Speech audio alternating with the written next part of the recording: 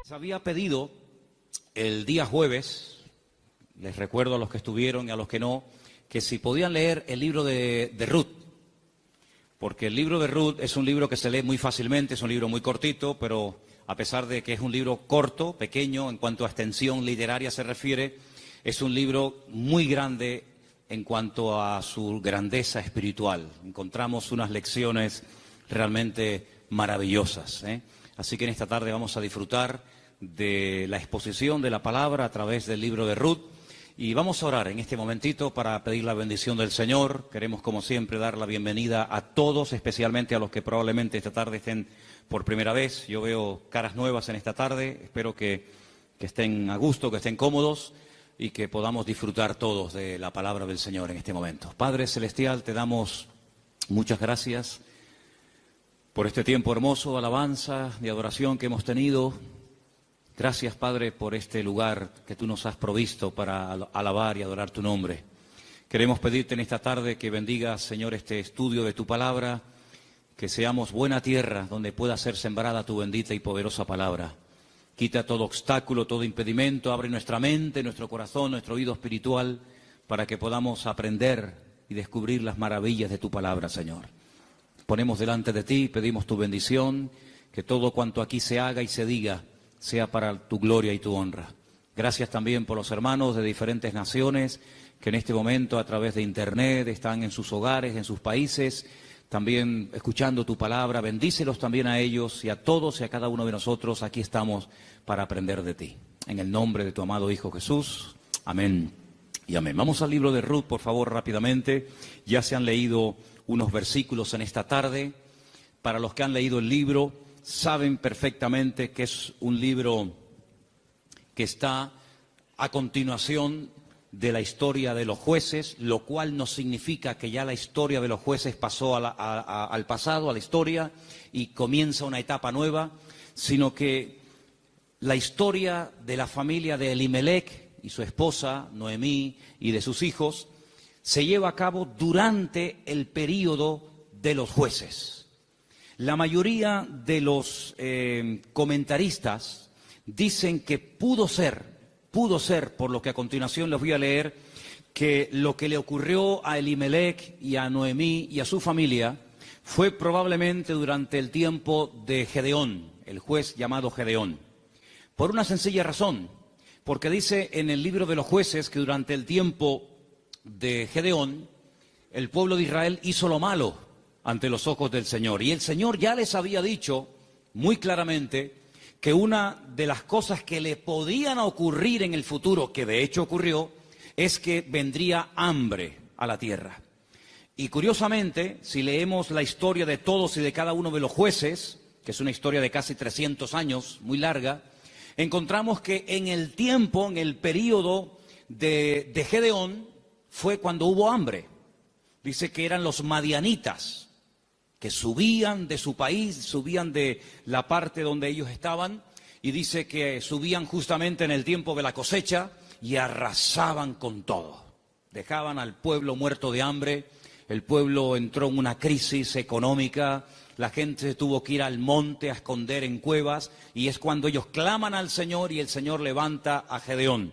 Así que ya nos hemos situado, la historia que vamos a contar esta tarde se llevó a cabo probablemente durante el tiempo del juez llamado Gedeón.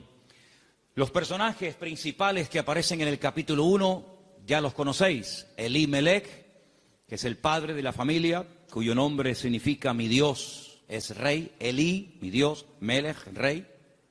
El nombre de su esposa es Noemí, significa dulce, significa placentera. Tenía 2 hijos. El mayor se llamaba, como dice aquí, versículo 2 de Ruth capítulo 1, Malón y Kelión. Malón significa débil, enfermizo. Probablemente era un joven, un niño que desde pequeñito fue muy enfermito y los padres lo vieron así muy flaquito, muy raquítico y le pusieron este nombre que espero que no se le ocurra ponerle a ninguno de ustedes a sus hijos.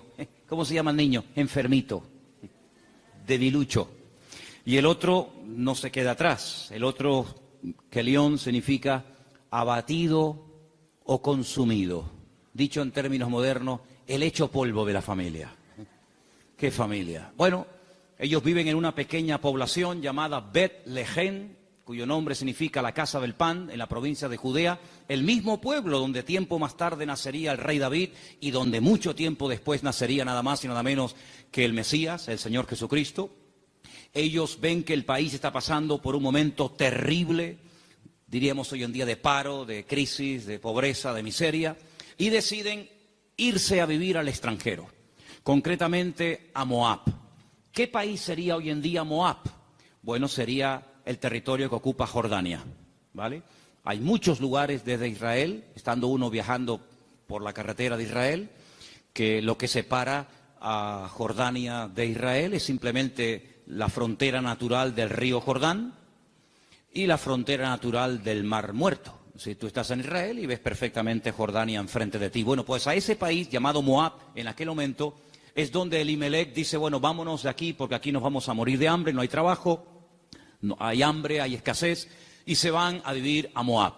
Los moabitas, como ustedes saben, es para situarnos un poquito, los moabitas eran descendientes de una de las hijas de Lot. Ustedes se acuerdan que cuando Sodoma y Gomorra fue destruida, las hijas de Lot pensaban que el único hombre que quedó vivo de toda la tierra era su padre.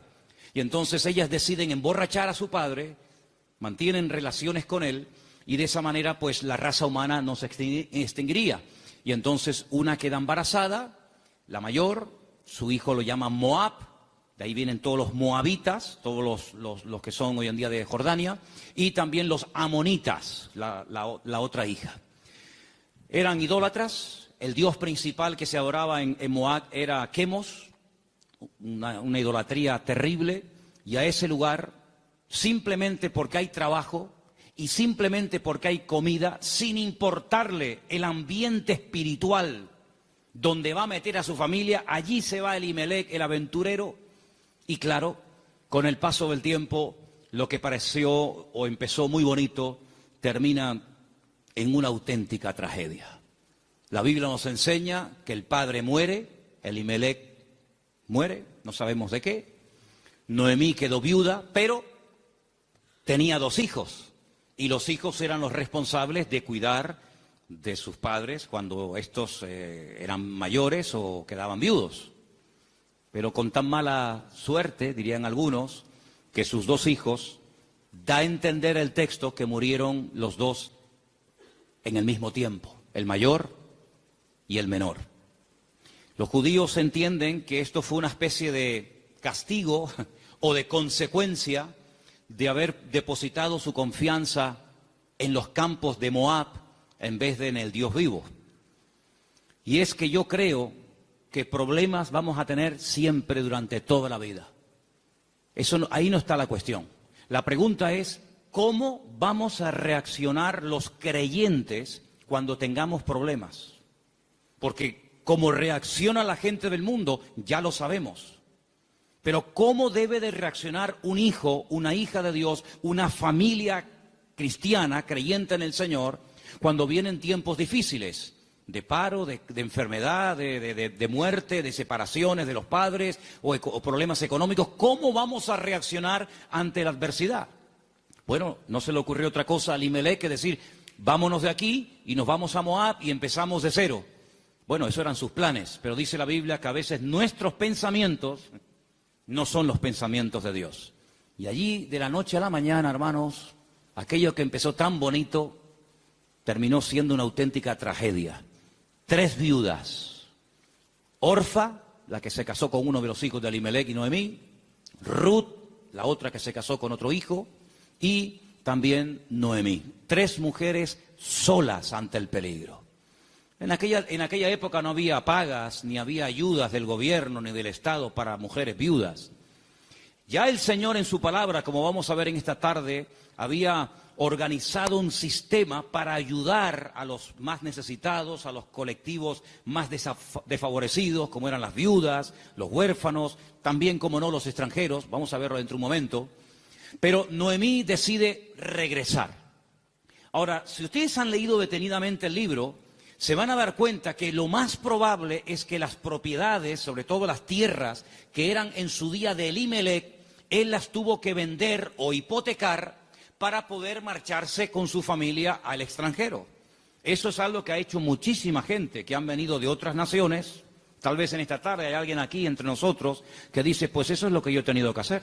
He tenido que hipotecar mi casa o pedir un préstamo a un banco o vender un terreno que yo tenía en Bolivia, en Argentina, en Ecuador, en Brasil o donde fuera para poder venir a España, a Europa y empezar una vida nueva. Evidentemente eso lo tuvieron que hacer ellas, porque después vamos a ver que efectivamente eso fue lo que pasó.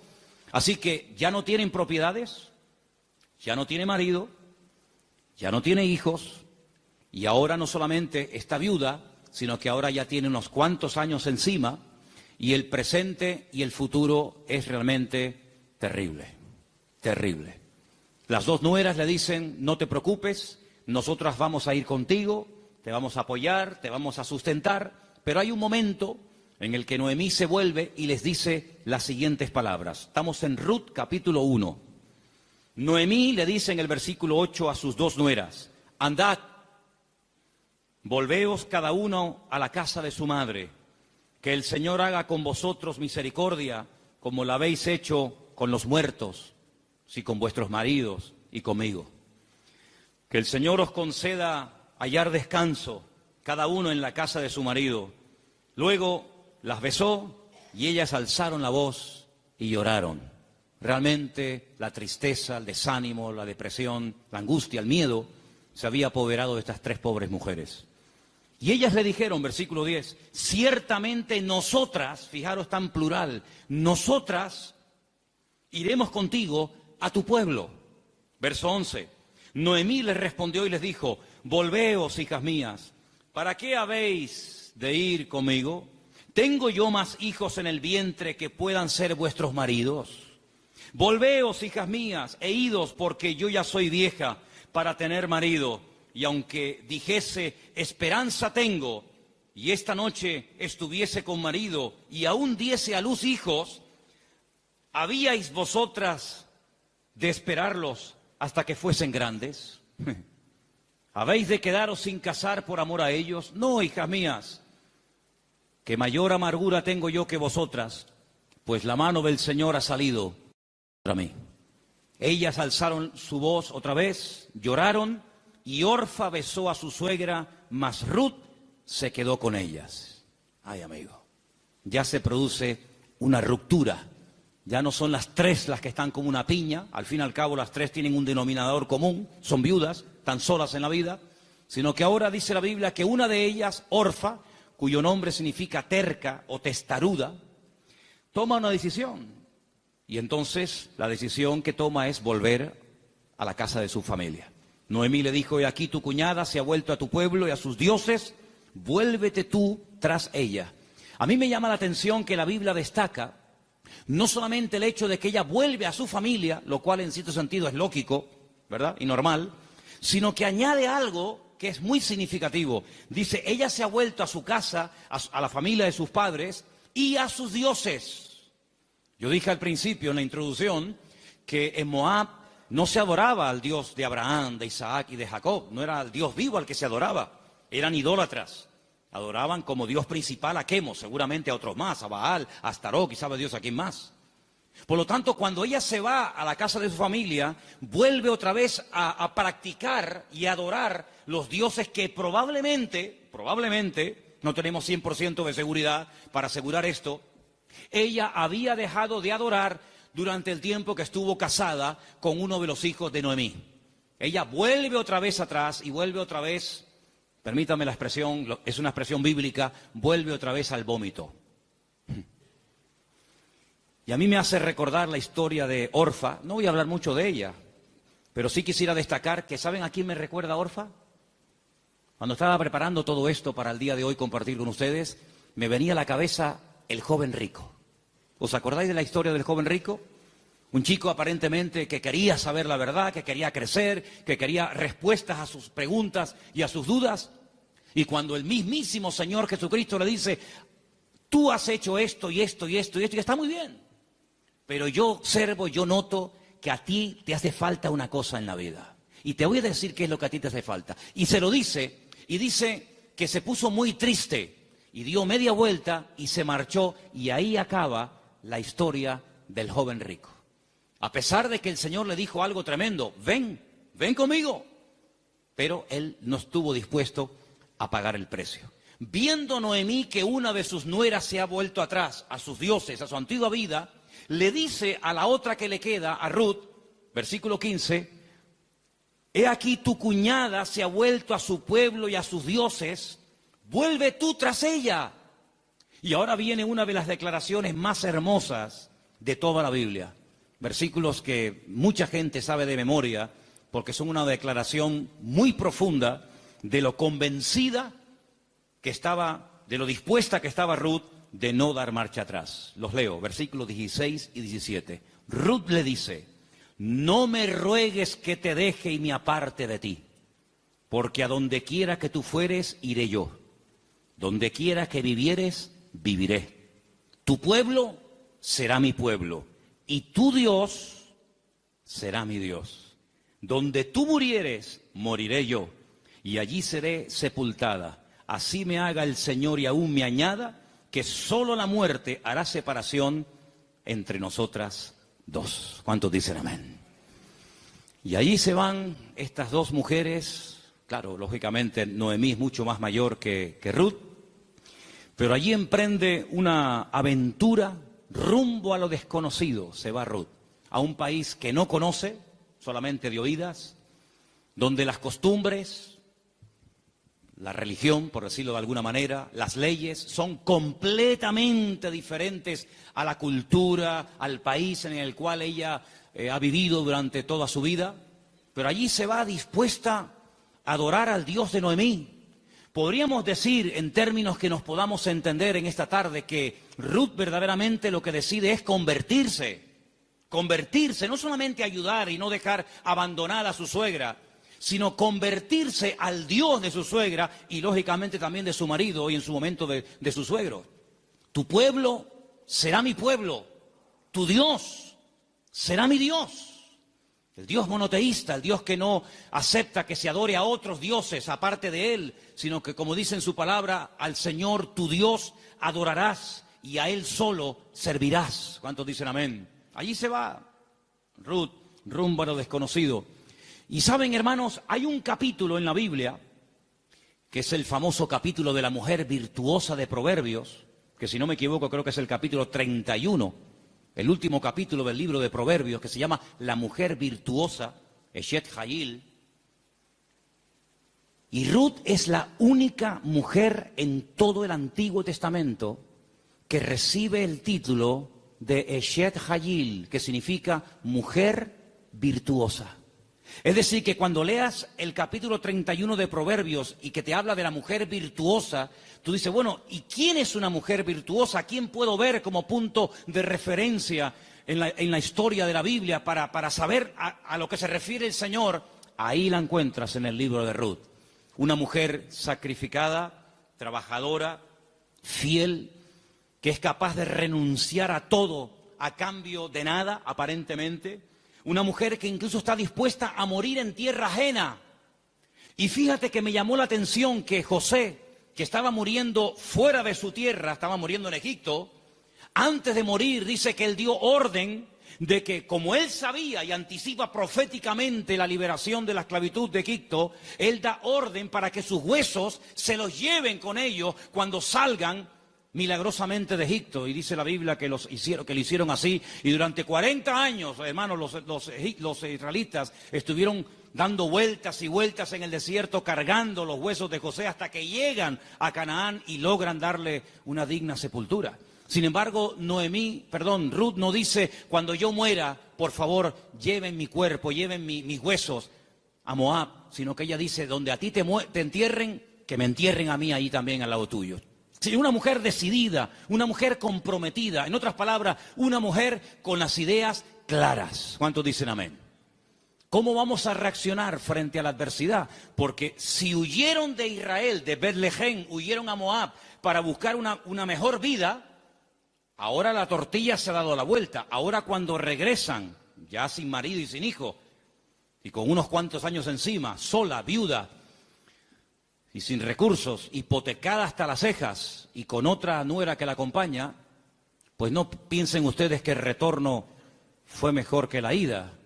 Es más, dice la Biblia que cuando las vieron entrar por el pueblo de Betlehem, toda la ciudad se echó a la calle diciendo, madre mía, podríamos utilizar el refrán popular nuestro que dice, ¿quién te ha visto y quién te ve? La mujer salió, o las mujeres salían al encuentro a saludarla y le decían, Noemí, Noemí, tantos años sin saber de ti, vienes sin marido, vienes sin hijo, vienes enferma, golpeada, herida por la vida. Y ella decía, no, por favor, no me llaméis nunca más, no me llaméis más Noemí, porque yo no tengo placer, no tengo contentamiento, ya no me alegra, ya no me llena nada en la vida. Por favor, llamadme Mará, Mará, que significa mujer amargada o afligida. ¿Qué te parece? Y ahora uno dice, bueno, ¿y ahora qué? ¿Ahora qué? ¿A qué se van a dedicar estas mujeres? Ahora sí quiero que vayamos al libro de Levítico, donde hay unos versículos que pocas veces se leen, pero vamos a ver que son muy interesantes, porque en ese pasaje de Levítico, capítulo 19, del 9 al 10, no sé si ustedes lo tenían buscado, ¿no? Okay. Capítulo 19 de Levítico, vamos a leer una ley que solamente existía en el pueblo de Israel en aquel tiempo, y es una ley tan extraordinaria, tan increíble, que fue lo que ayudó en cierto sentido a restaurar la vida de Ruth y de Noemí en aquel nuevo país para ella. Levítico capítulo 19, versículos 9 y 10, el Señor dice en su palabra, cuando ciegues la mies de tu tierra, no cegarás hasta el último rincón de ella, ni espigarás tu tierra cegada. No rebuscarás tu viña, ni recogerás el fruto caído de tu viña. Para el pobre y para el extranjero lo dejarás, dice el Señor. ¿Qué es lo que hacía la gente? Cuando iba a coger la cosecha, arrasaban con todo. Y si se caía un racimo de uvas, o se caía una espiga de trigo, o de cebada, o de lo que fuera, daban marcha atrás y lo recogían. Y si alguien se metía en aquel campo después del tiempo de la siega, estaba pelado, no había nada. Sin embargo, el Señor dice, ustedes van a ser diferentes. Esto es una ley donde el Señor muestra su amor y su compasión por el pobre, por el huérfano, por la viuda, por el extranjero, por el que no tiene prácticamente ningún recurso para buscarse la vida, como el caso de Ruth y de Noemí. Ustedes cuando vayan a cegar, no sean avariciosos, no quieran acapararlo todo. Oye, si se cae una espiga, déjala. Si hay un rinconcito que no quieres, digamos, cosecharlo, meter la hoz, déjalo ahí en un rinconcito, para que cuando ustedes terminen, pues puedan entrar los que no tienen tierra, los que no tienen trabajo, las viudas, los extranjeros, los pobres, los huérfanos, y puedan de alguna manera conseguir algo para llevarse a la boca. Y eso es lo que utiliza Ruth. Como ella sabe, evidentemente por los labios y por la influencia buena de Noemí sobre ella, le dice, vete a espigar, vete hoy a buscar la vida. Noemí, ¿a dónde va a ir la pobre? Si la pobre ya está vieja, está enferma, está cansada, está desanimada, pero allí se va Ruth. Y si ustedes han leído el libro, dice que se va antes de la salida del sol y cuando llega la noche aún está espigando en el campo. Es increíble. Ella podía haber recogido menos, pero ella está recogiendo para ella y también para su suegra Noemí. Y hay un momento en el que la invitan a comer. El dueño del terreno, un tal Booz, del cual hablaremos ahora, dice, ¿esta mujer quién es? Dice, esta es la nuera de Noemí, lleva todo el día trabajando. Dice, denle de beber agua. Y cuando llega la hora del almuerzo, cuando llega la hora de la comida, la Biblia dice que la invitan a comer. Y ella dice que comió hasta saciarse, pero hay un momento en el que le sobra comida, y en vez de tirarla a la basura, como la mayoría de la gente hace cuando le sobra comida, dice que ella la guarda. Y cuando llega la noche a la casa de Noemí, dice que le enseña un efa. Un efa son 35 kilos. en este caso de cebada, y dice, mira, esto es lo que yo hoy he espigado, después lo he tenido que desgranar para hacer la harina, y no solamente eso, sino que te traigo la comida que me sobró al mediodía, te la traigo para que tú comas. Cuando le pregunta a la suegra, ¿en qué campo tú has estado hoy? ¿Dónde has trabajado? Y le dice, he trabajado en el campo de un tal Booz y me ha tratado muy bien. Le ha dado orden a sus criados, a los jornaleros, de que no se metan conmigo, de que no se rían de mí, de que me traten bien, de que no me hagan pasar vergüenza. Y le dice Noemí, pues si en ese lugar te ha ido bien, sigue ahí. Eso me llamó mucho la atención. Dice, no cambies de campo. Si en un sitio te ha ido bien, ¿para qué ir a otro sitio?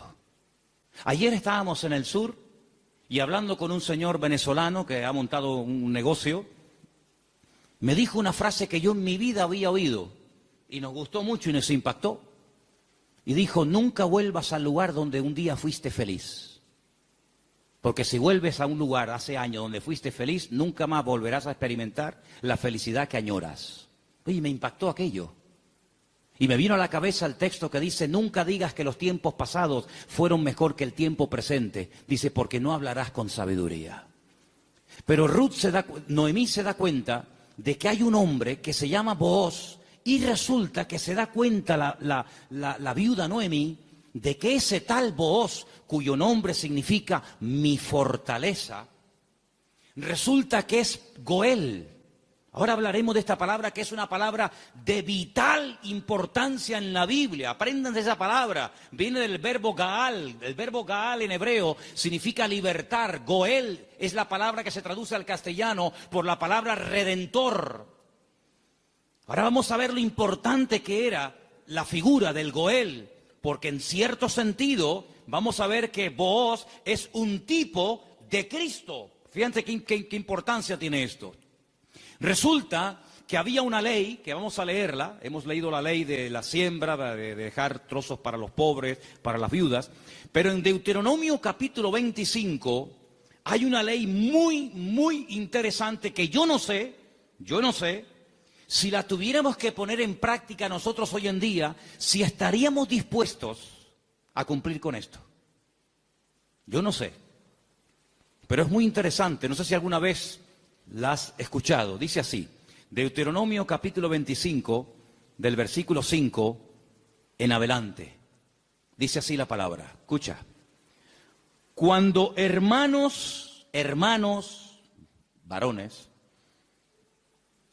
habitaren juntos y muriere uno de ellos, como el caso de Malón y Kelión, que eran hermanos que vivían juntos, si muere uno de ellos y no tuviere hijos, la mujer del muerto no se casará con hombre extraño.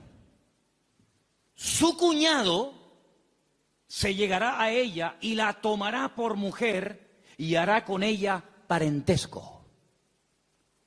Y el primogénito que ella diere a luz sucederá en el nombre de su hermano muerto, para que el nombre de éste no sea borrado de Israel.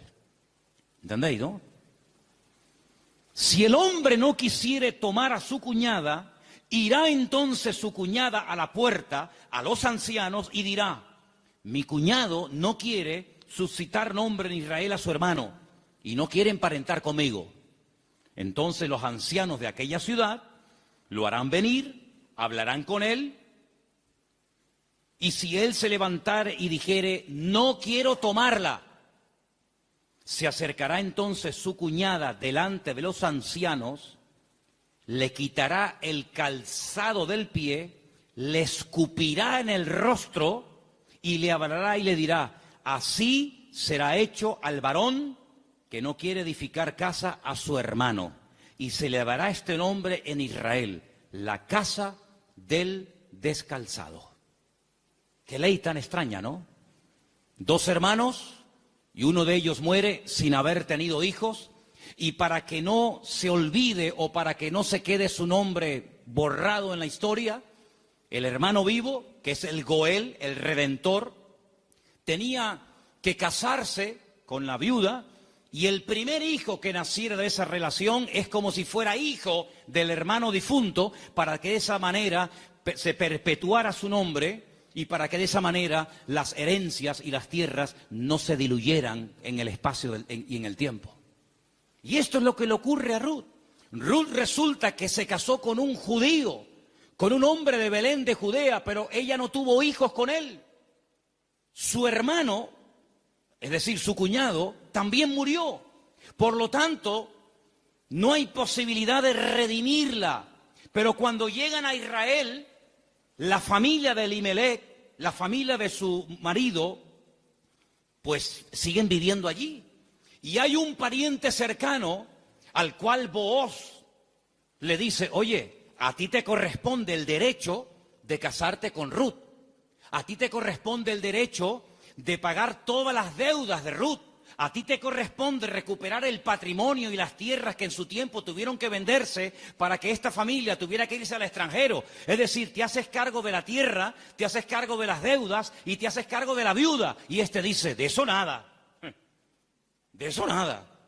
Pagar yo deudas que no son mías. Y casarme yo con una mujer que a mí ni me va ni me viene. Y Booz dice, muy bien, vamos a ir delante de 10 ancianos, vamos a ir delante de un minián, delante de 10 hombres judíos, y tú vas a decir eso delante de ellos, que no quieres redimir a Ruth, que no quieres hacerte cargo de sus deudas, de sus hipotecas y de la viuda, y lo vas a decir delante de testigos. Y lo dice. Y entonces es cuando entra en escena Booz y le dice a Ruth, hija, tú no te preocupes ahora. La diferencia de edad de Ruth y de Booz tenía que ser inmensa. Algunos comentaristas dicen que ese pariente que rehusó casarse con Ruth probablemente era un hermano de su suegro, de Elimelech. Y algunos comentaristas también he oído que opinan que Booz puede ser que también estuviera emparentado con su suegro, de tal manera que ya era un señor mayor, una persona ya de cierta edad, había una diferencia de edad tremenda. Pero él asume la responsabilidad, no solamente de casarse con la viuda, sino de pagar la hipoteca y las deudas que la familia dejó y que hay que volver a recuperar las tierras. Lógicamente todo eso costaba dinero. Solamente había dos posibilidades de que en Israel una persona que se desprendiera de patrimonio pudiera volver a recuperarlo. Solamente había dos formas. Una, que llegara el año de jubileo. ¿El año de jubileo qué era? Era una celebración, una fiesta que se llevaba a cabo cada 50 años. A los 50 años las deudas quedaban anuladas. De ahí viene una parte del famoso Padre Nuestro. Padre Nuestro, perdona nuestras deudas como nosotros también perdonamos a nuestros deudores. Está inspirado un poco en el año de jubileo. Los que eran esclavos, se les daba la libertad. Si alguno no quisiera, había todo un proceso para poder volver a retenerlo. Y si alguien había tenido que vender por cuestiones económicas, por necesidad, una propiedad, un terreno, cuando llegaba el año de jubileo, repito, cada 50 años, bueno, todo volvía otra vez a sus dueños originales. ¿Para qué esta ley? Para recordarle al pueblo de Israel que la usura, el querer cada vez tener más y más y más y más y más, a cambio de las desgracias ajenas, eso no se podía dar en el pueblo de Israel. Cada 50 años se empezaba de cero. Nadie le debe nada a nadie.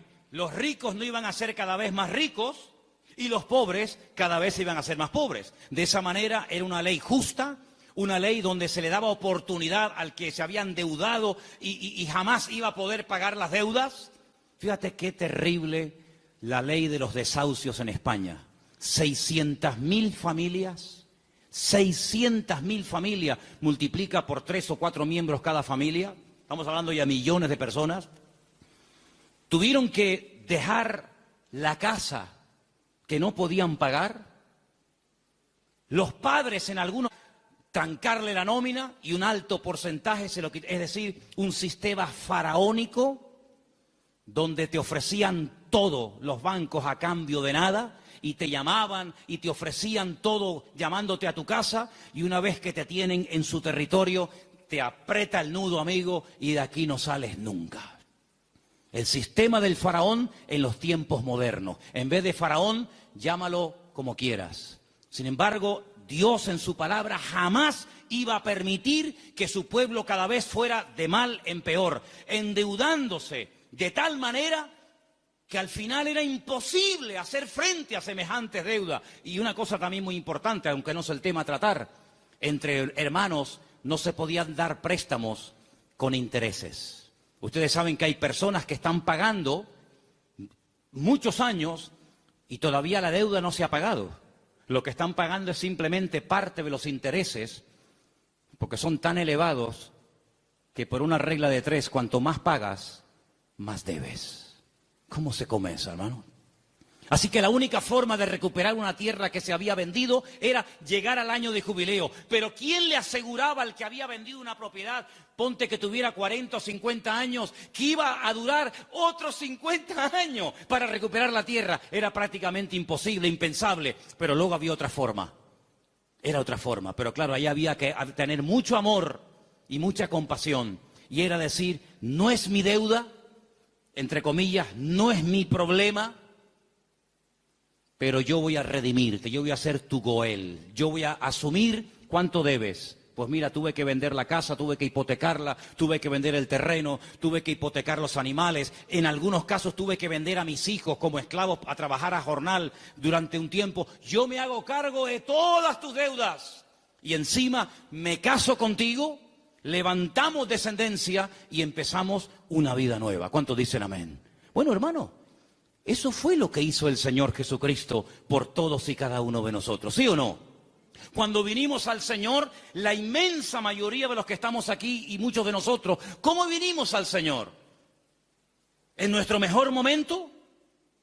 Yo pienso que la mayoría de los que nos hemos convertido al Señor, cuando vinimos a los pies de Cristo, vinimos en nuestro peor momento. Algunos desanimados, otros enfermos, otros enganchados, otros esclavos de no sé qué y de no sé cuánto. Pero el Señor Jesucristo dijo, a ver, ustedes tienen una deuda tremenda. Y una deuda no con un banco, no con una financiera. Ustedes tienen una deuda conmigo. Y es una deuda que no se puede pagar con trabajo, ni con dinero, ni con lágrimas, ni con sudor. Es una deuda que solamente se puede pagar con sangre. Pero no cualquier sangre, sino con la sangre preciosa de Jesucristo. Y vuestra miseria, vuestra hipoteca, vuestra crisis material y espiritual, yo me hago cargo de ella. Y yo os compro a precio de sangre. Y por eso podemos leer en Primera de Pedro unos versículos tremendos, donde basados en la ley del Goel, el que redimía al que estaba destruido, Pedro dice, tenéis que saber, hermanos queridos, Primera de Pedro 1:18, que habéis sido rescatados. Eso fue lo que hizo Booz por Ruth, rescatarla, redimirla. Vosotros fuisteis rescatados de vuestra vana manera de vivir, la cual recibisteis de vuestros padres. No con cosas corruptibles como oro o con plata, sino con la sangre preciosa de Cristo, como de un cordero sin mancha y sin contaminación, ya destinado desde antes de la fundación del mundo. Cristo, antes de que existiera Adán y Eva, antes de que existiera el jardín del Edén, Él sabía que un día iba a venir a este mundo a morir en la cruz por los pecadores. Desde antes de que el mundo existiera, ya Él sabía que su destino iba a ser ese. Desde antes de la fundación del mundo, pero manifestado en los postreros tiempos por amor de vosotros. Y mediante Él, ¿cuál creéis en Dios? Quien le resucitó de los muertos y le ha dado gloria, para que vuestra fe y esperanza sean en Dios. ¿Cuántos dicen amén? Este Booz es un hombre tremendo. Es un hombre que dice, bueno, yo soy rico, tengo tierras, tengo de todo. ¿Qué necesidad tengo yo de meterme ahora, permítame, en estos líos? Asumir deudas que yo no contraje. Si Elimelech hipotecó sus tierras y tuvo que vender sus casas, ¿a mí qué me importa? Diría alguno. Y si tuvo que irse al extranjero a buscarse la vida, y si allí murió él y sus hijos, y ahora hay una serie de mujeres que están las pobrecitas sin nada en la vida, ¿yo qué tengo que ver con todo esto? Pero Booz no es un hombre frío, insensible. Booz es un hijo de Dios. Y los hijos de Dios tenemos corazón, no solamente cabeza. ¿Cuántos dicen amén? Hay que tener corazón. Hermanos, en las vestiduras del sumo sacerdote, que las tenéis ahí si queréis ver cómo eran, el sumo sacerdote llevaba en su pecho los nombres de la familia de Israel, las tribus de Israel, Judá, Benjamín, Zabulón. Y el sumo sacerdote decía, pero si yo no soy de la tribu de Judá, ¿yo para qué tengo que llevar el nombre de una familia que no es la mía? ¿Por qué tengo yo que llevar en mi pecho el nombre de la tribu de Zabulón? Si yo soy levita. Pero es que el Señor le enseñó al pueblo de Israel a través del sumo sacerdote que para servir a Dios y para creer en el Señor y hacer su voluntad, uno tiene que tener corazón. ¿Cuántos dicen amén? Hay tanta insensibilidad, hermano, incluso en el pueblo de Dios. Sí, dicen que España es un país muy solidario, el país de más donaciones de órganos del mundo. Sí, está muy bonito. Pero hermanos, el mundo no nos tiene que dar ejemplos a nosotros, ni lecciones de solidaridad y de amor, sino que somos nosotros los que deberíamos ser la gente más solidaria y los que más apoyamos al necesitado del mundo, porque para eso el Señor nos ha puesto en esta tierra. Y Booz dijo, no, yo no me voy a limpiar las manos como tú que te has limpiado las manos, porque los que habéis leído el libro, os habéis dado cuenta que cuando al pariente cercano le dicen, oye, que hay unas tierras que son preciosas, están abandonadas, porque Elimelech se tuvo que ir al extranjero, pero son unas tierras hermosas. Este dijo, uy, estas son para mí, porque ahora junto las mías con las de Elimelech, y cuando yo me muera, mis hijos tendrán más herencia. Y tiene unos campos, y tiene unos olivares, y tiene, pero vos le dices, pero espérate un momento. No solamente hay que recuperar tierras y propiedades, sino que aquí hay algo muy importante, y es que aquí hay una vida. Aquí no solamente hablamos de cosas, aquí hablamos de seres humanos. Qué interesante que Faraón decía, llévense las bestias, llévense los animales, pero déjenme las mujeres y los niños aquí. Qué curioso, ¿no? Interesante, ¿no? Y vos dijo, no, si tú no quieres hacerte cargo de esta situación y no quieres coger todo el paquete, sino lo que te interesa, y renuncias, entonces yo hago acto de presencia. Y ahí entra Booz en escena, y dice la Biblia que se casan, y desde el momento en el que Ruth entra en contacto con Booz, su vida cambió radicalmente. Pero yo pregunto, ¿y este hombre tan bueno, tan solidario, con un corazón de oro, que sin comérselo ni bebérselo, se encuentra de la noche a la mañana teniendo que asumir una responsabilidad tremenda de atender a una viuda, con lo que eso conlleva, de atender también a una suegra que no era la suya, pero que viene en el paquete también incluida, de tierras, de hipoteca? Este pedazo de hombre, ¿de dónde salió? Algunas hermanas solteras que están orando para tener un compañero, un varón en la vida, dice, pero Señor, súpleme un Booz. ¿Dónde están esos hombres? Bueno, yo no sé dónde están, pero yo te digo una cosa, yo sé de dónde salió este. ¿Sabes de quién es hijo Booz? ¿Tú te acuerdas cuando un día el general Josué le dice a dos de sus soldados, vamos a entrar a Canaán, cosa que Moisés no logró hacer? A nosotros nos corresponde ahora entrar y tomar posesión de la tierra. Pero antes de entrar, vamos a hacer algo. Voy a mandar a 2 espías, no exploradores como los que mandó Moisés, que fueron unos inútiles, sino 2 espías. 2 hombres que entren secretamente y cuando vengan nos digan qué estrategia tenemos que emplear para atacar este pedazo de ciudad con doble muro, cerrada, imposible de conquistar. Y ahí se van estos 2 hombres. Y van y se quedan en una casa de prostitución. Y algunos dirán, ¿y cómo 2 hombres del pueblo de Israel se van a semejante lugar? Bueno, no es que fueron a pecar, sino que era el lugar donde 2 extranjeros pasarían desapercibidos perfectamente, porque por allí entraban y salían muchos. Y allí contactaron con la dueña de aquel negocio, por llamarlo de alguna manera, y la dueña una noche en una habitación les dice, yo sé quiénes son ustedes, yo sé de qué país sois, yo sé que vosotros sois israelitas, y yo he oído lo que vuestro Dios ha hecho por vosotros. Yo he oído que ustedes salieron de un país llamado Egipto y cuando llegaron a la frontera natural del Mar Rojo que no podían avanzar y el faraón venía detrás, ustedes clamaron al Señor y el Señor les abrió el Mar Rojo y ustedes pasaron por en medio de él.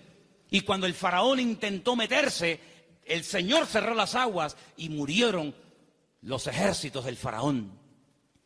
Y ustedes entraron por el desierto y hemos oído lo que el Señor ha hecho por vosotros. Y por eso la ciudad está muerta de miedo y ha desfallecido nuestro corazón. Yo suplico, yo ruego por amor de vuestro Dios, que cuando entréis y toméis posesión de la tierra, porque sabemos, y dice así, sabemos que Jericó va a ser tomada y conquistada por vosotros, que tengáis misericordia de mí y de mi familia. Y estos hombres se quedan sorprendidos porque esta mujer está contando las noticias de hace 40 años. ¿Tú te acuerdas de lo que leíste en el periódico hace 40 años? Bueno, algunos dirán, pero si yo no tengo más que 25. ¿Pero alguien se acuerda aquí de lo que leyó en un periódico hace 40 años? Ella lo tenía fresco en su mente. Vienen a por nosotros, nuestros días están contados. Esta tierra no nos pertenece. Vienen los hijos de Dios, viene el Dios de Abraham, de Isaac y de Jacob. Tengo que tomar medidas preventivas, tengo que salvar mi vida y la de mi familia. Y los espías le dicen, vamos a hacer algo. Si tú no te chivas, si tú no dices que hemos estado aquí, si tú no vas ahora con el cuento al capitán de la guardia o al rey de Jericó, sino que tú mantienes el secreto. Y el día que nosotros entremos en la ciudad, tú estás dentro de la casa con toda la familia que quiere ser salva, nosotros te protegeremos a ti y a toda tu familia. Y como va a ser esto algo tremendo, porque aquí va a haber una conmoción, un terremoto, esto va a ser un cataclismo terrible, y una ciudad tan enorme, para saber diferenciarla de tantas casas, coge este trapo de color rojo, lo amarras ahí por fuera de la ventana. Yo le diré a los soldados cuando entren a tomar posesión de Jericó, que donde hay un trapo rojo colgado ahí en la ventana, ahí no entren, que esa es la casa de Rahab la ramera. Y dice la Biblia que ella vivía entre un trozo del muro y el otro, entre muro y muro. Toda la ciudad cayó. No cayeron los muros de Jericó, hermanos, ¿sí o no? Cayeron los muros de Jericó, pero la casa de Rahab no cayó. Pero no estaba en el muro. Pero el que confía en el Señor verá cómo caen a su lado 1000 y 10.000 a su día. Mas a ti no llegará, dice la Biblia. Toda la ciudad cayó, hermano, como añicos. Pero la casa de Rahab se quedó ahí. Y ella se va a vivir con su familia al pueblo de Israel. Y se casa, dice la tradición, con uno de aquellos espías que se llamaba Salmón. No es que se casó con un pescado. Se casó con un señor que se llamaba Salmón. Y queda embarazada. Y cuando da luz, nace nada más y nada menos que un hijo que le pusieron Booz. Ay, amigo, así que Booz era el hijo de Rahab, la de Jericó. Sí, amigo. ¿Qué te parece? ¿Cómo una persona puede cambiar la vida cuando pone su mirada y su confianza en las manos del Señor? De ser una mujer como era en Jericó, a lo que llegó a ser cuando lees el árbol genealógico, los antepasados de Cristo, en Mateo capítulo 1, te encuentras que en el árbol genealógico de nuestro Señor Jesucristo aparece nada más y nada menos que Rahab, aquella mujer salvada milagrosamente de la destrucción de la ciudad de Jericó. Es que en el libro de Ruth hay algo que predomina, hay un hilo conductor que lo encuentras por todas partes, y es que nuestro Dios es un Dios que es un especialista en restaurar vidas destrozadas. ¿Cuántos dicen amén? No solamente es un Dios que echa fuera demonios y un Señor que levanta al caído y un Dios que sana a los enfermos y que salva a los pecadores, sino que es un Dios que le encanta restaurar vidas destrozadas. Y cuanto más difícil, mejor lo hace. ¿Cuántos dicen amén? Dile al que está a tu lado, nuestro Dios es un Dios que restaura las vidas. ¡Aleluya! Nuestro Dios restaura las vidas. ¡Aleluya! Vos, el Goel, el Redentor, asume sus responsabilidades, sabe que el primer hijo va a ser considerado no como suyo, sino como hijo del difunto, del marido de Ruth, pero no le importa. No le importa, porque él no se quiere llevar la gloria en ningún momento, sino que él quiere hacer la voluntad del Señor, aunque el precio a pagar sea ese. Y por querer preservar el nombre, la memoria, el recuerdo del primer marido de Ruth, este hombre pasa a la historia por ser un gran hombre de Dios. ¿Te das cuenta? Lo que uno siembra es lo que uno cosecha. ¿Cuántos dicen amén? Ahora, no solamente el Goel, el Redentor, era el responsable de pagar las deudas del difunto y recuperar las tierras y casarse con la viuda, sino que hay un elemento que quiero mencionarlo de pasada, no aparece en el libro de Ruth, pero lo quiero comentar, y es que era el responsable de vengar la sangre, era el vengador de la sangre. Es decir, si por ejemplo al marido de Ruth lo hubieran matado, en vez de morir de una enfermedad, como aparentemente parece que murió, lo hubieran matado, Booz tenía la obligación de vengar la sangre del marido de Ruth. Era el que vengaba la sangre derramada inocentemente por cualquier persona. Pero eso no lo quiero tocar, pero también entra dentro de la responsabilidad del Goel. Ahora, hay 3 versículos que vamos a leer en esta tarde, que son muy bonitos y muy interesantes, y por favor presten atención. Salmo 119, 154. Defiende mi causa y redímeme, vivifícame con tu palabra. Vuélvelo a leer otra vez, por favor.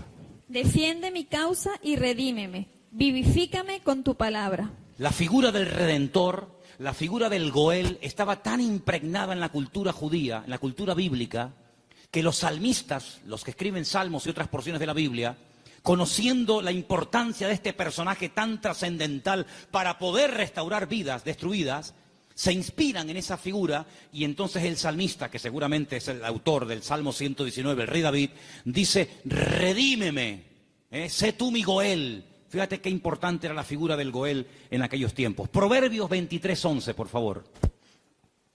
Porque el defensor de ellos es el fuerte, el cual juzgará la causa de ellos contra ti. Ahí está, el Señor haciendo las veces del fuerte, del protector, del que cuida, del que redime, del que ayuda a levantar al que ha tropezado y caído. Realmente es algo realmente extraordinario. Y el último texto, Isaías 41:14. No temas, gusano de Jacob, oh vosotros los pocos de Israel. Yo soy tu socorro, dice Jehová. El Santo de Israel es tu Redentor. Amén. El Santo de Israel es tu Goel, es tu Redentor. Él es el que se va a encargar. Ahora, hermano, déjeme que les diga algo. El Goel, el Redentor, ¿de qué se hacía cargo? ¿Solamente de la viuda? ¿Solamente de las deudas? Se hacía cargo de todo. El primero renunció porque quería parte de la tierra, pero no quería asumir la responsabilidad de casarse con la viuda. Booz dice: no, todo o nada. Las deudas, las hipotecas, lo que se perdió, y también de la viuda. Y hermanos, el Señor Jesucristo, cuando ha venido a nuestra vida, ¿de qué se ha hecho cargo? ¿De perdonar solamente nuestros pecados? Bueno, gloria a Dios, si solamente hubiera hecho eso el Señor, perdonar nuestros pecados y prometernos la vida eterna, bueno, gloria a Dios.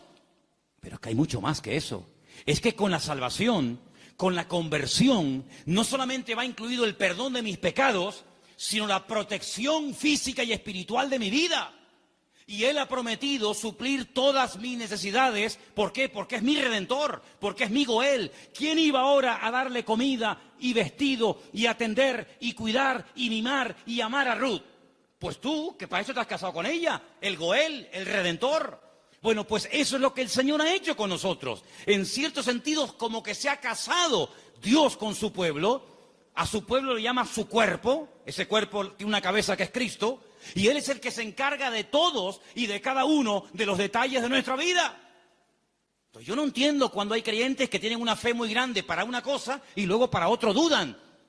Pero que el Señor se ha hecho cargo y ha comprado todo. Tus deudas, tus enfermedades, tus desánimos, tus miedos, tus angustias, tus complejos, tu pecado, todo lo ha comprado el Señor. Y Él va a hacer una obra total y completa en la vida de todos y de cada uno de nosotros. ¿Cuántos dicen amén? Hermanos, en el capítulo 3 del libro de Ruth, en el versículo 1, me llamó la atención leyendo. Yo estuve leyendo en hebreo todo el libro y hay palabras que aparecen que son muy, muy interesantes. Pero hay una que particularmente me llamó la atención. En el versículo 1 dice: después le dijo su suegra Noemí: hija mía, ¿no te he de buscar hogar para ti, para que te vaya bien? Es decir, Noemí dice: yo voy a hacer todo lo posible para que tú a mi lado tengas algún día tu propio hogar. Y busqué la palabra hogar en hebreo. Y la palabra que aparece en el versículo 1, aquí traducida por hogar, es la palabra manoah. Y cuando yo veo en el texto que pone manoah, le digo a Elena: Elena, ¿no hay un personaje en la Biblia que se llama Manoah? Y me dice: sí. ¿Quién era Manoah? Sí, señor. Muy bien, hermano. Era el padre de Sansón, Manoah. Y digo, voy a buscar lo que significa Manoah. Y resulta de que me encuentro que la palabra hogar, Manoah, se puede traducir por descanso, tranquilidad, reposo, quietud y otros tantos sinónimos. Y me pongo a buscar versículos en la Biblia, solamente vamos a leer 2. Me pongo a buscar versículos en la Biblia donde aparece la palabra Manoah y me quedé sorprendido, porque una de las primeras veces que aparece la palabra Manoah, traducida aquí en el texto castellano-español por la palabra hogar, es en Génesis 8:9, y os vais a quedar sorprendidos, porque tiene que ver con un pájaro, tiene que ver con un animal. ¿Lo tenéis? Génesis capítulo 8, versículo 9, y dice así. ¿Lo tienen, chicas? ¿Sí? Vamos. Y no halló la paloma donde sentar la planta de su pie, y volvió a él al arca, porque las aguas estaban aún sobre la faz de la tierra. Entonces él extendió su mano y tomándola, la hizo entrar consigo en el arca. Noé no podía consultar el parte meteorológico, no tenía ordenador dentro del arca, no tenía WhatsApp y decir: oye, por ahí donde tú vives. Bueno, es que no podía decir eso, porque no había nadie con vida fuera del arca. ¿Y cómo consulto? ¿Cómo me atrevo yo a abrir la puerta del arca y si se me entra el agua adentro? Llevaba un año dentro de aquel barco. ¿Salgo o no salgo? Es que antes de salir hay que tomar medidas preventivas. No te tires a la piscina si no hay agua. No, hermano, eso es fe. No, eso es locura. Eso no es fe. Usted va a la piscina y está vacía. Entonces, hermano, el justo por la fe vivirá. Y yo le diría: descanse en paz, hermano. ¡Pum! Ahí se quedó el hermano. Uy, le falló la fe. No, le falló la cabeza. Eso no es fe. Eso es un disparate. La fe no es locura. La fe es certeza. Es convicción. No es disparate, ni locura, ni emoción, ni sentimiento. Es seguridad de que lo que voy a hacer, mi Dios me ha dicho que lo haga. Ahora, una cosa es que el Señor me diga: tírate a la piscina, pero no hay agua. Si tú me lo dices, yo me tiro. Pero si tú no me lo dices, yo no me tiro ni loco. ¿Cuántos dicen amén? Muy bien. Noé dice: la única forma de comprobar es mandando una paloma. Y dice que abrió la ventana, la única ventana que había en el arca, suelta la paloma, y dice que la paloma no halló lugar donde reposar. Claro, estaba todo anegado en agua. Todavía no había bajado el nivel de las aguas. Y ahí aparece la palabra Manoah. No había reposo. No había un lugar donde poder decir: bueno, aquí me quedo y aquí crío mis polluelos y aquí me hago mi palomar y no sé qué, no sé cuánto. No había. ¿Por qué? Porque las circunstancias todavía no estaban preparadas para salir del arca. Y otro versículo muy conocido, que ustedes se lo saben de memoria, donde aparece la palabra Manoah, es en el Salmo 23, versículo 2. Veamos si queréis el 1 y el 2. Salmo 23, 1 y 2, que se lo saben de memoria, ¿sí o no? Que dice, vamos, dale. Jehová es mi pastor, nada me faltará. En lugares de delicados pastos me hará descansar. Junto a aguas de reposo me pastoreará. Junto a aguas de reposo, allí donde hay calma, donde hay quietud, allí me pastoreará el Señor. Una de las características del Señor es que lo que hace el Señor trae al corazón reposo, tranquilidad, paz. ¿Cuántos dicen amén? Donde hay paz, está el Señor. Donde no hay paz, dudo mucho de que el Señor esté. El apóstol Pablo le decía a los corintios, lo que yo les he enseñado es para poner orden en la iglesia, porque esto me lo dijo el Señor que compartiera. Porque en nuestras iglesias lo que caracteriza a nuestras congregaciones es el orden. Pero si alguien quiere ser contencioso, allá él. Por lo tanto, hermanos, lo que Noemí le está diciendo a su nuera, Ruth, es que el anhelo de su corazón es que Ruth logre tener algún día un reposo, que logre tener un sitio de tranquilidad donde sea feliz. Y por eso se traduce por la palabra hogar. Y yo pregunto una cosa, ¿y tu hogar cómo está esta noche? ¿Tu hogar es un lugar de reposo? ¿Tu hogar es un lugar de calma y de quietud y de paz? Porque si no lo es, la culpa no la tiene Pedro Sánchez, que dimitió ayer. ¿O también se la vamos a echar a él? La culpa no es de la izquierda ni de la derecha. Cuando no hay shalom bay, como dicen los judíos, cuando no hay paz en el hogar, ¿quién tiene la culpa? La cabeza. Así que la responsabilidad principal del hombre en el hogar es traer paz al hogar. Y si no la hay, ya sabes lo que tienes que hacer. Entra en tu aposento y tu Padre que te ve en lo secreto te recompensará en público. Si no tienes recompensa en público, es porque hace mucho tiempo que no estás en lo secreto, en lo escondido con Dios. ¿Cómo reaccionamos ante la adversidad? Es el título del mensaje de hoy. ¿Cómo reaccionamos cuando algo va mal? Siempre tenemos la tendencia de echarle la culpa a algo o a alguien. Si no es el pastor, es la mujer del pastor. Si no es la derecha, es la izquierda. Si no es el frío, es el calor. Si no es el que se fue, es el que se quedó. Siempre buscamos un chivo expiatorio al que echarle la culpa. Noemí, hay un momento cuando ella regresa del extranjero que le dice a la población de Betlehem, no me llaméis Noemí, porque la mano del Señor se ha vuelto contra mí. La mano del Señor no está contra ninguno de sus hijos. Simplemente que hay un trato, hay circunstancias, hay situaciones en la vida por las cuales tendremos que pasar, nos guste o no. Pero no tenemos que tener ningún temor, porque lo que permita el Señor en nuestra vida, todo absolutamente está bajo la mano y el control de nuestro Dios. ¿Cuántos dicen amén? Y eso fue lo que consiguió Ruth. Un hogar de paz, de quietud y de calma. Y quiero terminar leyendo unos versículos del libro de Ruth, capítulo 4, versículo 11, que fue la bendición que pronunciaron, la bendición que le dieron a los que se casaban ese día, a Ruth y a Booz. Capítulo 4, versículo 11. Dijeron los que estaban allí congregados, los testigos, todos los que estaban en el pueblo, desde el pueblo a la puerta con los ancianos, dijeron, testigos somos.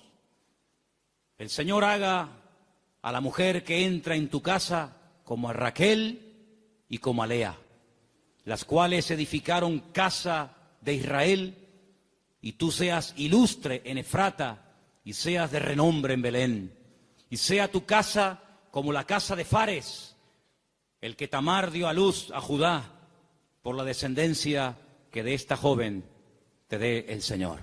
Y Booz tomó a Ruth, y ella fue su mujer, y se llegó a ella, y el Señor le dio que concibiese y diese a luz un hijo. Y hermanos, los últimos versículos del libro de Ruth dicen así, el verso 21, Salmón, el papá de Booz, es decir, el suegro de Ruth, engendró a Booz. Booz engendró a Obed, que significa servidor, el que sirve al Señor. Qué bonito, ¿eh? Obed engendró a Isaí, e Isaí engendró a David.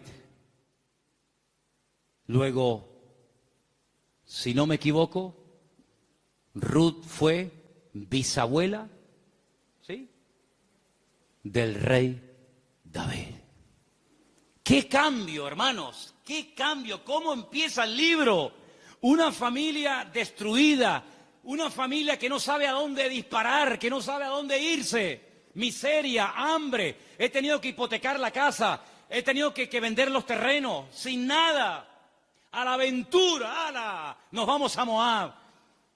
Y sin tener en cuenta que el Señor prohibía categóricamente la unión entre el pueblo de Israel y otras razas, resulta que sus hijos, hombre, claro, ¿con quién se casaron Kelión y Maleón? ¿Con quién se casaron los hijos de Noemí y los hijos de Elimelech? ¿Con quién? Pues con mujeres del país donde fueron a vivir. Sí, ese es el futuro que le vas a dar a tus hijos. Sí, con la cosa de darle un mejor futuro material.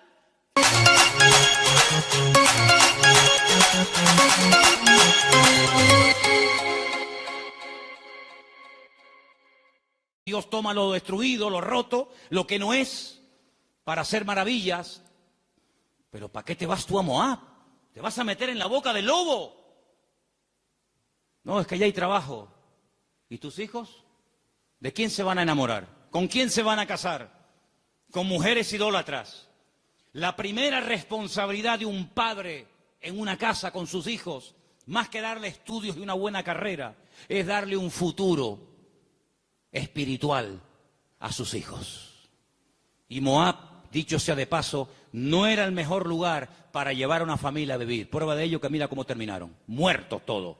Todos terminaron muertos, del padre hasta el hijo mayor y hasta el hijo menor. Gloria a Dios que por ahí aparece la misericordia del Señor y que a través de Booz la familia vuelve a remontar vuelo y vuelve a recuperar el ánimo y la esperanza. Pero hermanos, no es tiempo de experimentos. No es tiempo de será por aquí, será por allá, será esto. Vamos a descubrir los principios establecidos por el Señor en su palabra. La vida de un cristiano no es un laboratorio donde hacemos experimentos. Será esta, será aquella, será fulano, será mengano. Vamos a orar seriamente al Señor. Encomienda al Señor tu camino. Confía en Él y Él hará. Aleluya. Y no te impacientes por motivo del que prospera en su camino, porque pronto serán cortados y como la hierba verde se secarán, dice la palabra. En otras palabras, aprendamos a esperar en Dios. Mira, consiguió más, mucho más, en poco tiempo Ruth y Noemí, en la tierra donde el Señor estaba, que todos los años que Elimelech se pagó en el extranjero, que no le sirvieron absolutamente para nada. La respuesta no estaba en Moab, la respuesta estaba en Belén, más cerca de ellos de lo que se imaginaban. Y yo solamente quiero decirte algo. ¿De dónde viene el Señor Jesucristo? Los antepasados de Cristo, ¿quiénes son? ¿No son Obed? ¿No es Booz? ¿No es Rahab? ¿No es Ruth? ¿No es el rey David? ¿No es la tribu de Judá? ¡Claro que lo es! Luego, fíjate tú cuando una persona hace, como dice la Escritura, las cosas decentemente y con orden, las bendiciones que a corto y a largo plazo pueden llover y caerle a la vida de esa persona. Por lo tanto, hermano, no te precipites. Espera en el Señor, porque el libro de Ruth es muy pequeñito, 4 capítulos, pero es tan grande en lecciones. Y sobre todo, júntate con el que te puede edificar, pégate como una lapa. Ustedes saben lo que es una lapa, ¿verdad? Pégate como una lapa a la persona que te puede bendecir. Le dice, y termino, Noemí a Ruth, no te separes de vos. Esta noche, vístete bien, úngete,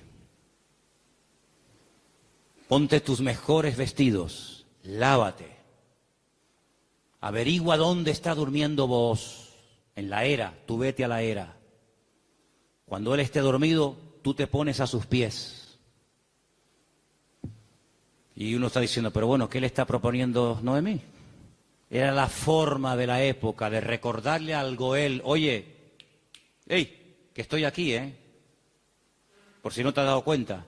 Dice que ella se acurruca a los pies de Booz y a medianoche, cuando seguramente Booz toca el cuerpo de Ruth, se asusta y dice, ¿pero tú quién eres? No le pudo encender la luz, era todo oscuro y dice, yo soy Ruth la Moabita. Te recuerdo que tú eres el Goel. Extiéndeme tu manto. Y entonces ahí es donde él se da cuenta de que en la vida no solamente es tener tierras y criados, sino que hay una responsabilidad muy cerca de ti, la cual tienes que asumir. Y entonces, hermanos, cuando Noemí se entera de todo esto, le dice, tú confía porque este hombre no dejará pasar mucho tiempo hasta que arregle este asunto. ¿No lo habéis leído en el libro esta semana? Tú ahora confía, tú ya has hecho tu parte. Claro, tú no puedes ir sucia a la presencia de Booz. Cuando tú vas a presentarte ante la presencia del Señor, tienes que lavarte. Lo que hacía el sumo sacerdote, lavarse afuera en el lavacro, las manos, los pies, el cuerpo, para luego entrar a la presencia del Señor. Tú haces exactamente lo mismo que hacía el sacerdote, pero tú lávate. ¿Por qué? Porque si tú vas oliendo mal y quieres conquistar y quieres llamar la atención a Booz, sí, se la vas a llamar, pero se la vas a llamar mal. Vas a decir, oye Ruth, ¿no te podrías lavar un poquito, por favor? Vístete bien, arréglate, haz tu parte. Y tú tranquila, tú ya has hecho lo tuyo. Yo te aseguro de que este hombre no dejará pasar mucho tiempo hasta que este tema sea solucionado. Hermanos, si esa era la confianza que tenía Noemí en Booz, al ser un hombre de Dios, que al percatarse, al estar informado de una situación que solamente él podía solucionar, ¿cuánto más nuestro Padre Celestial nos dará las cosas que nosotros pedimos y pedimos con fe si sabemos esperar en Él? No dejará pasar mucho tiempo el Señor hasta decir, yo asumo mis responsabilidades y mi responsabilidad es ser tu pastor, proveer tus necesidades, cuidarte y protegerte todos los días de tu vida. Si Booz se encargó de Ruth, ¿cómo no se va a encargar nuestro Goel, nuestro Redentor, nuestro Rey de Reyes y Señor de Señores, de tus hijos, de tu esposa, de tu trabajo, de tu salud, de tu familia, cuando Él es el Señor Todopoderoso que todo lo sabe, todo lo conoce y ni siquiera hemos abierto la boca y ya el Señor sabe lo que mi vida necesita? Por lo tanto, ese fuerte aplauso a nuestro Goel, a nuestro Redentor, a Él la gloria. Él cuida de mi vida, aleluya. Fuerte ese aplauso al Señor. Él cuida de nuestra vida, hermanos. Amén. Amén. Amén. Amén. Amén. Amén. Aleluya. Cierra tus ojos, hermano. La paloma volvió por la tarde, después de dar vueltas y vueltas y vueltas y no encontrar un lugar donde poder posarse y descansar. Noé entendió que aún no era el tiempo. Pero ¿sabes qué?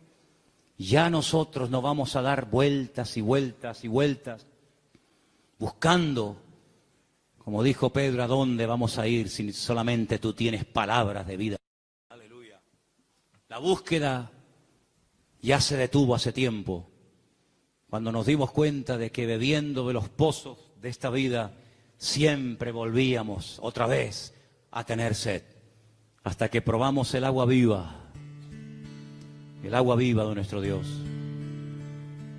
El que bebe de este agua volverá a tener sed, pero el que bebe de mí nunca más volverá a tener sed.